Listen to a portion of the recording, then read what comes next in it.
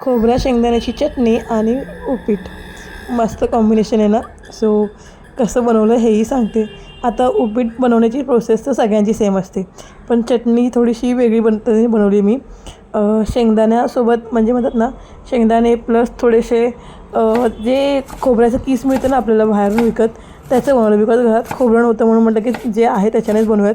So ते टाकून आणि थोडंसं अद्रक, हिरवी मिरची, कोथिंबीर टाकून बनवली चटणी. जाम भारी बनली. मोस्टली आपण ओल्या खोबऱ्याचं बनवतो, ओल्या खोबऱ्यामध्ये फुटाणे वगैरे ॲड करून बनवतो. सो इथे मी विदाऊट फुटाणे डायरेक्टली चटणी बनवली होती.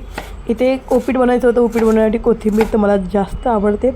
सो इथे चॉपरची कमाल म्हणून इतके बारीक बारीक कांदा टमाटा कापून निघाले. तर मला तरी इतके बारीक कांदा टमाटा कापता येत नाही.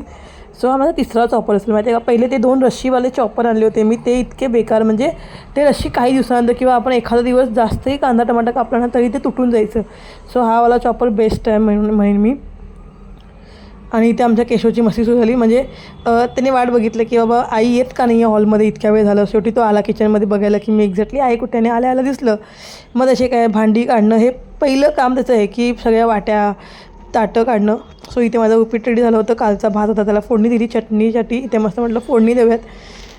मला तरी चटणीमध्ये ना मीठ तोंड भरून असेल ना आणि थोडीशी हिरव्या मिरच्या थोडासा तडका मारला ना छान लागते. इथे माझी रेडी झालेली आहे उपीट चटणी.